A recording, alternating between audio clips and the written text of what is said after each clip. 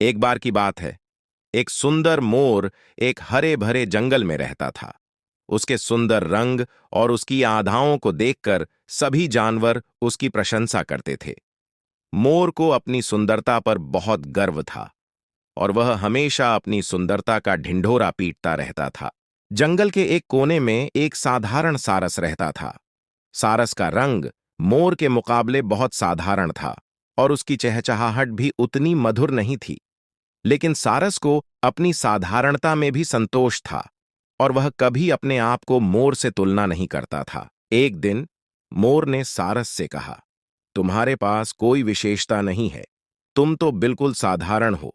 मुझे तुमसे कुछ सीखने की उम्मीद नहीं है। सारस मुस्कुराया और बोला, मैं तुम्हारी सुंदरता की प्रशंसा करता हूं, लेकिन याद रखो, सुंदरता केवल बाहरी होती है। असली मूल्य तो दिल की अच्छाई में है। मोर हंसते हुए चला गया, लेकिन उसकी हंसी ज्यादा देर तक नहीं टिक सकी। कुछ दिन बाद जंगल में आग लग गई। मोर अपनी सुंदरता को बचाने में व्यस्त था और इसलिए वह जल्दी से उड़ नहीं पाया।